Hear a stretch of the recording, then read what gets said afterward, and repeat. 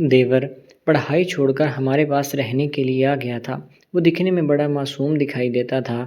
میں اس کو بچہ سمجھتی تھی، لیکن جیسے ہی رات ہوتی وہ آتا اور میرے کمرے کا لیمپ بجھانے کے بعد میرے بیڈ پر۔ میرا نام فاطمہ ہے، میری عمر اس وقت 26 سال ہے۔ 22 سال میں میری شادی حاشر کے ساتھ ہوئی تھی۔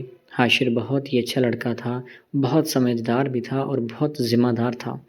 وہ دو ہی بھائی تھے، حاشر اور دوسرا ناصر۔ ناصر جو کہ میرا دیور تھا وہ بھی چھوٹا تھا، اس کی عمر صرف 16 سال تھی۔ وہ اپنی پڑھائی کر رہا تھا اور اسی وجہ سے وہ شہر میں رہتا تھا۔ وہیں پر ہاسٹل میں اس نے اپنی رہائش رکھی ہوئی تھی، وہیں پر رہتا اور دن میں اسکول جاتا اور پھر واپس اپنے ہاسٹل میں آ جایا کرتا تھا۔ کیونکہ میرے سسر کا بہت اچھا کاروبار تھا اور شوہر بھی بیرون ملک گیا ہوا تھا، وہ گھر کا لاڈلا اور چھوٹا بچہ تھا، اس لیے اسے گھر والوں نے مہنگے اسکول میں داخل کروایا تھا اور جتنا خرچہ وہ مانگتا اس کو دیتے تھے۔ اس کے لیے کوئی روک ٹوک نہیں ہوتی تھی، وہ جو چاہتا تھا کرتا تھا، گھر والے اسے کچھ نہیں کہتے تھے۔ جب میری شادی ہوئی تھی تو میرا شوہر یہیں پاکستان میں ہوتا تھا، لیکن جیسے جیسے وقت گزرتا گیا میرے سسر کے کاروبار میں کچھ مسائل پیدا ہوتے گئے اور حالات تھوڑے نازک سے آگے، تو میرے سسر نے یہ فیصلہ کیا کہ مزید گھٹنوں پر ہاتھ رکھ کر بیٹھ نہیں سکتے، ہمیں کچھ نہ کچھ تو ایسا ویسا کرنا ہوگا کہ ہمارا نظام جو چلتا ہے اسے چلتا رہنے دیا جائے۔ تو اس لیے انہوں نے فیصلہ کیا تھا کہ میرے شوہر یعنی حاشر کو بیرون ملک بھیجا جائے۔ اب حاشر انگلینڈ میں چلا گیا تھا، وہاں پر اچھا کام کر رہا تھا، جس سے اسے پاکستانی روپے میں 7-8 لاکھ روپے بھی تنخواہ مل رہی تھی، جس سے وہ گھر بھیج دیتا تھا اور ہمارا نظام بہت اچھے سے چلنے لگا تھا۔ ہمیں کسی بھی طرح کی پیسے کی کوئی پریشانی نہیں ہوتی تھی۔ جب ایسے میرے شوہر پیسے بیچتا تھا، میرے سسر کچھ اسے اپنے کاروبار میں لگا لیتے تھے اور باقی ہم لوگ گھر میں خرچ وغیرہ کر لیتے تھے اور اس طرح سے ہمارا نظام بہتر ہونے لگا۔ میرا دیور جمعے والے دن گھر آیا کرتا تھا اور اتوار کو واپس چلا جاتا تھا۔ وہ پورا ہفتہ اپنی کلاسز لیتا اور آخر میں وہ گھر آتا تھا، لیکن پچھلے 2-3 ہفتوں سے میں محسوس کر رہی تھی کہ وہ کچھ پریشان سا دکھائی دیتا ہے اور کافی خاموش بھی رہتا ہے۔ میں نے جب یہ چیز نوٹ کی تو میں نے اپنے شوہر سے بھی اسی سلسلے میں بات کی تھی، تو وہ کہنے لگا کہ کوئی مسئلہ نہیں ہے، بچہ ہے، تھوڑا پریشان ہوگا پڑھائی کو لے کر، تم اتنی زیادہ ٹینشن نہ لو۔ لیکن مجھے کچھ چیزیں اور دکھائی دیتی تھیں، میں سمجھنے کی کوشش کر رہی تھی لیکن مجھے پتہ نہیں چل رہا تھا۔ اوپر سے شوہر نے بھی مجھے روک دیا تھا، تو میں نے فیصلہ کر لیا تھا کہ میں یا تو ناصر کے ساتھ بات کروں گی اور یا اپنے سسر کے ساتھ بات کرتی ہوں، تاکہ وہ باپ ہے اپنے بیٹے کی پریشانی کو سمجھ جائے گا۔ ابھی میں یہ پلان ہی کر رہی تھی کہ میں اپنے سسر سے بات کرتی ہوں، حاشر کا مجھے فون آیا کہ ناصر کے ہاسٹل سے کال آئی ہے کہ وہ کافی بیمار ہے اور اس کو ابھی گھر لے کر آنا پڑے گا۔ 1-2 ہفتے وہ بیمار رہا اور پھر تندرست ہو کر واپس اپنی پڑھائی پر چلا گیا تھا۔ اسی دوران میں نے اس سے کافی بار پوچھنے کی کوشش کی تھی اور تاکہ وہ مجھے کوئی بات بتا دے، لیکن وہ مجھے ایسی ویسی کوئی بات نہیں بتا رہا تھا اور وہ ہر وقت اپنی پریشانی میں ہی گم رہتا تھا، حالانکہ اسے کوئی بیماری بھی نہیں تھی جس وجہ سے وہ بیمار ہو، بس پریشانی کی وجہ سے اس کے دماغ پر ذرا اثر ہو گیا تھا۔ خیر وہ واپس چلا گیا اور 2 ہفتوں کے بعد وہ دوبارہ اپنا سامان وغیرہ اٹھا کر گھر آ گیا تھا اور پڑھائی بھی چھوڑ دی تھی۔ ہم سب گھر والے بڑے پریشان ہوئے تھے کہ آخر اس کے ساتھ ایسا کیا معاملہ ہے۔ اب میرے سسر کو بھی کاروبار کے سلسلے میں 1 ہفتے کے لیے دوسرے شہر جانا پڑا تھا۔ میری ساس کا انتقال ہو چکا تھا تو گھر میں اور میرا دیور ہی ہوا کرتے تھے۔ اب میں دیور کے ساتھ ہمدردی دکھا رہی تھی، لیکن وہ میرے بارے میں نہ جانے کیا کچھ سوچے بیٹھا تھا۔ مجھے کسی بھی چیز کی بالکل سمجھ میں نہیں آ رہی تھی کہ میں کیا کروں، اور اس موقع پر مجھے ایسا کیا کرنا چاہیے کہ میرے شوہر کا کہا بھی قائم رہے اور میرے دیور کا جو معاملہ ہے وہ بھی حل ہو جائے۔ اب میں نے دیور کا اچھے سے خیال رکھنا شروع کر دیا تھا، اس نے بھی تھوڑا بہت محسوس کیا تھا کہ میرا جھکاؤ اس کی طرف ہونے لگا ہے، اور یہی چیز میں نے بھی محسوس کی تھی کہ دیور میرے ساتھ گھلنے ملنے لگا ہے، وہ تھوڑی تھوڑی باتیں میرے ساتھ شیئر کرنے شروع ہو چکا ہے۔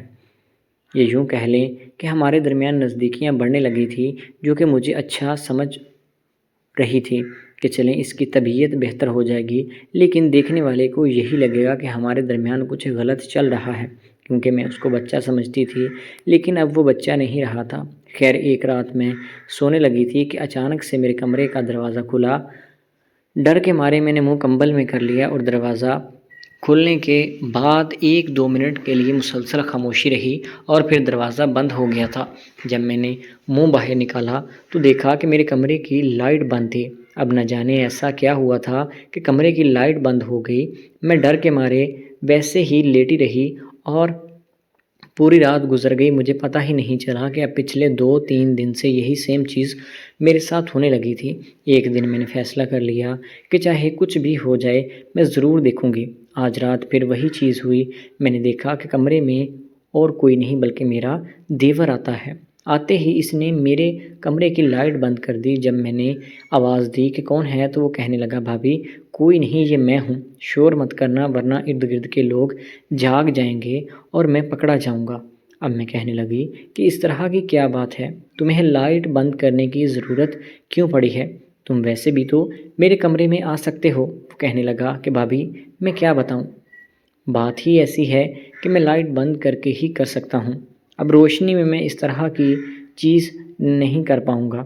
میں نے جب یہ بات سنی تو میں سمجھ گئی تھی کہ یہ کس ارادے سے آیا ہے، لیکن میں پوری پکی تھی میں اپنے شوہر کے ساتھ بے وفائی نہیں کر سکتی تھی۔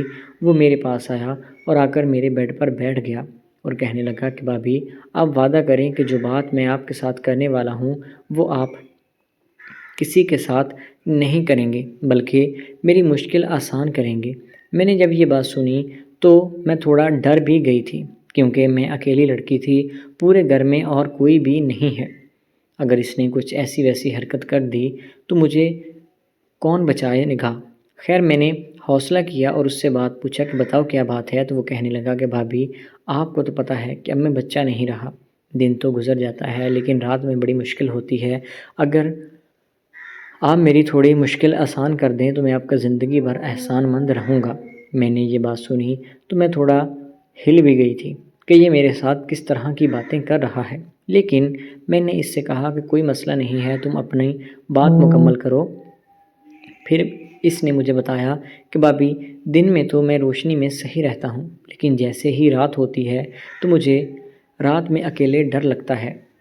پہلے میں اپنے ماما بابا کے ساتھ سوتا تھا، پھر بھائی کے کمرے میں سونے لگا اور جب بھائی کی شادی ہو گئی تبھی میری امی کا بھی انتقال ہو گیا تو میں بابا کے کمرے میں سونے لگا تھا۔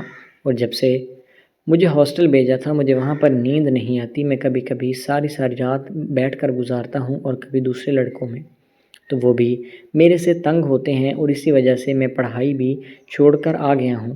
اب مجھے ڈر لگتا ہے کہ مجھے عجیب عجیب خواب آتے ہیں۔ رات کو میں جب بھی آنکھیں بند کرتا ہوں تو مجھے طرح طرح کی چیزیں دکھائی دیتی ہیں۔ اسی وجہ سے میں آپ کے کمرے میں آ کر چپکے سے سو جاتا ہوں تاکہ آپ کو بھی کوئی مسئلہ نہ ہو اور مجھے بھی ڈر نہ لگے۔ میرا کوئی بھی غلط ارادہ نہیں ہے، جب بابا آ جائیں تو میں ان کے پاس سو جایا کروں گا۔ اتنے دنوں کے لیے میں آپ کے کمرے میں سونا چاہتا ہوں۔ جب میں نے اس کی بات سنی تو مجھے سمجھ میں آ گیا تھا اور مجھے اس پر بڑا ترس بھی آیا تھا اور اپنی سوچ پر حیرانگی بھی ہوئی تھی کہ میں کیسا غلط سوچ رہی تھی۔ وہ تو بچہ ہے بیچارہ، ڈر کی وجہ سے میرے پاس آ جاتا ہے۔ دوستو میری آپ سب سے یہی گزارش ہے کہ ہر رشتہ غلط نہیں ہوتا، اس لیے ہمیں اپنی سوچ ٹھیک رکھنی چاہیے۔ بعض اوقات ہماری سوچ غلط ہوتی ہے جس کی وجہ سے اس طرح کے مسئلے مسائل بھی آتے ہیں۔ تو میری آپ سب لوگوں سے یہی گزارش ہے کہ خدا را اپنے قریبی رشتہ داروں کو غلط نظر سے نہ دیکھیں۔ باقی اللہ تعالی ہم سب کو اپنے حفظ و ایمان میں رکھے۔